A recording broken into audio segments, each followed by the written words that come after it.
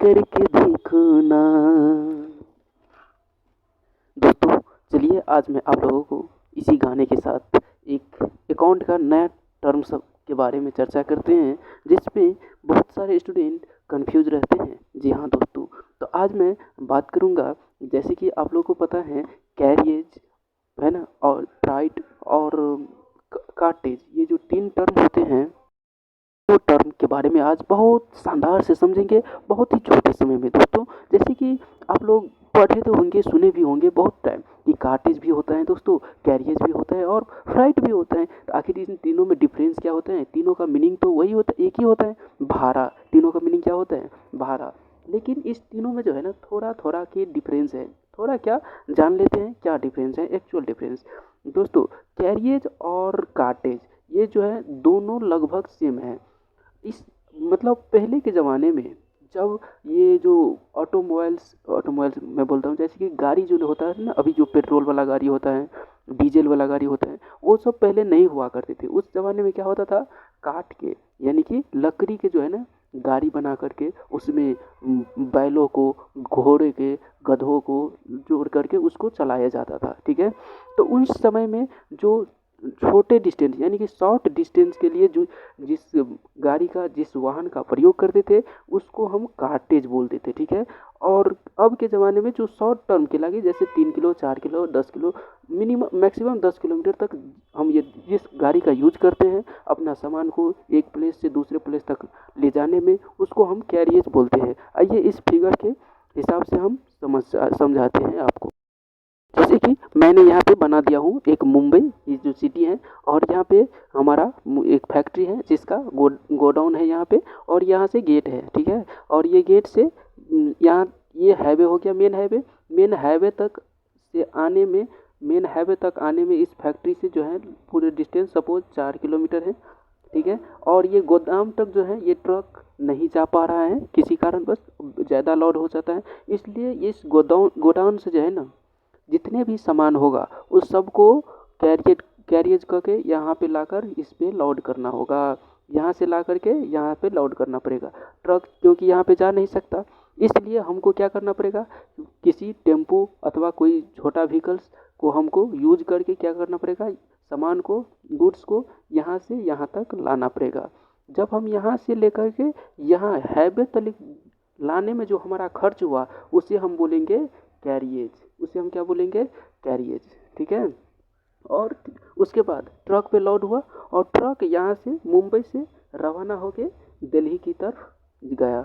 जब मुंबई से दिल्ली की तरफ गया, तो यहाँ से जो मुंबई से दिल्ली का जो फेयर होगा, जो भाड़ा होगा, उसे हम फ्राइट कहते हैं दोस्तों। लॉन्ग टर्म के लिए जो भाड़ा हमारा लगता है उसे हम फ्राइट कहते हैं।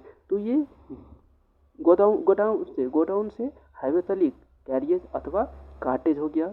ठीक है, और यहाँ से मुंबई से दिल्ली तक जो जाने में जो भाड़ा लगा उसे हम फ्राइट कहते हैं। बस इतना सा ही कंसेप्ट था। चलिए, और उसके बाद यहाँ से यहाँ तक आया। ठीक है, दिल्ली के बॉर्डर पे आ गया, और दिल्ली के बॉर्डर पर आने के बाद यहाँ पे दिल्ली का एक कस्टम अथॉरिटी होता है।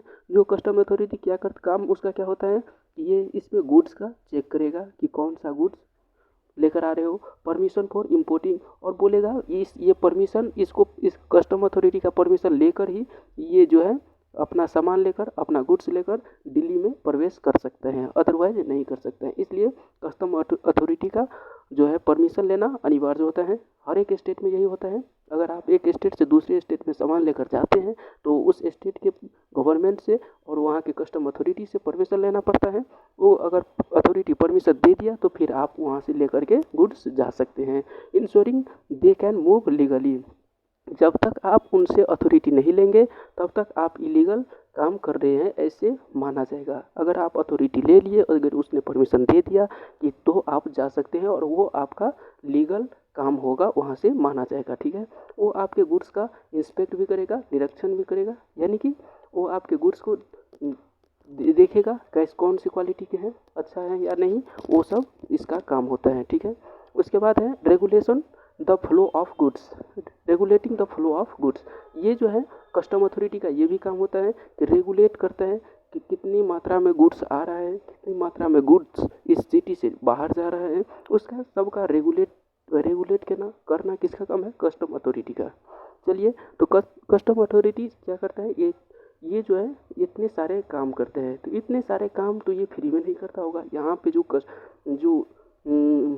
यहाँ पे जो स्टाफ होगा, एम्प्लॉयर होगा, उस लोगों को तो सैलरी चाहिए। सैलरी आएगा कहाँ से? तो वही उसके लिए जो इनसे जो पैसा लेगा उसे हम बोलते हैं क्लियरिंग चार्जेज। उसे हम क्या बोलते हैं? Clearing charges. उसे हम बोलते हैं क्लियरिंग चार्जेज। ठीक है, क्लियरिंग चार्जेज। तो दोस्तों, आज की वीडियो में मैं यही 4 टर्म क्लियर करने वाला था। एक cartage, carriage, freight and clearing charges, जो कि बहुत इंपॉर्टेंट है कंसाइनमेंट चैप्टर में। ठीक है, जैसे कि यहाँ पे just recall in few seconds. Godown से लेकर हाईवे तक आया, 3-4 किलोमीटर का डिस्टेंस था। यहाँ तक कि जितना भाड़ा लगा वो कैरियज अथवा कार्टेज हो जाएगा। ठीक है, मुंबई से दिल्ली तक जाने में जो भाड़ा लगा वो फ्राइट हो जाएगा। वो क्या हो जाएगा? फ्राइट हो जाएगा। और यहाँ पे दिल्ली में प्रवेश करने से पहले उनको जो गुड्स का इंस्पेक्शन कराना पड़ेगा, चेकिंग कराना पड़ेगा। ठीक है, और परमिशन लेना पड़ेगा। उस परमिशन के बाबत लेने में जो खर्च है ना, उसको जो पैसा देना पड़ेगा कस्टम अथॉरिटी को, उसे हम कहते हैं क्लियरिंग चार्जेज।